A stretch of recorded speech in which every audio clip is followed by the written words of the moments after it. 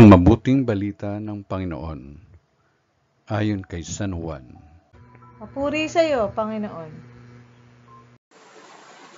Noong panahon yun, nang makita ng mga tao na wala na si Jesus, ni ang kanyang mga alagad sa lugar na kinainan ni Jesus ng tinapay, sila'y sumakay sa mga bangka at pumunta rin sa Capernaum upang hanapin si Jesus. Nakita nila si Jesus sa ibayo ng lawa at kanilang tinanong, "Rabi, kailan pa kayo rito?" Sumagot si Jesus, "Sinasabi ko sa inyo, hinahanap ninyo ako, hindi dahil sa mga kababalaghang nakita ninyo, kundi dahil sa nakakain kayo ng tinapay at nabusog. Gumawa kayo, hindi upang magkaroon ng pagkaing nasisira, kundi upang magkaroon ng pagkaing hindi nasisira at nagbibigay ng buhay na walang hanggan. Ibibigay ito sa inyo ng Anak ng Tao, sapagkat siya ang binigyan ng kapangyarihan ng Diyos Ama." Kaya't siya'y tinanong nila,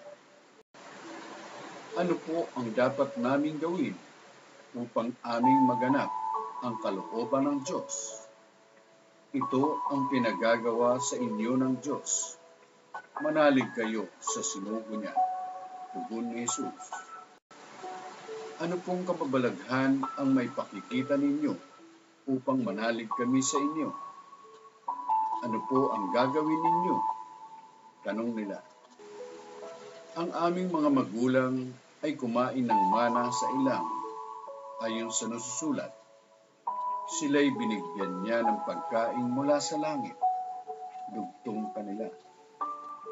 Sumagot si Jesus, "Dapat ninyong malamang hindi si Moises ang nagbigay sa inyo ng pagkain mula sa langit, kundi ang aking Ama. Siya ang nagbibigay sa inyo ng tunay na pagkain mula sa langit, sapagkat ang pagkaing bigay ng Diyos ay yaong bumaba mula sa langit at nagbibigay buhay sa sanlibutan." "Ginoo," wika nila, "bigyan po ninyo kaming lagi ng pagkaing iyon."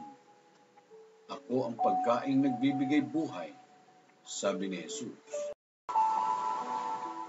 "Ang lumalapit sa akin ay hindi na magugutom, at ang nananalig sa akin ay hindi na mauuhaw kailanman." Ang mabuting balita ng Panginoon. Pinupuri ka namin, Panginoong Jesucristo.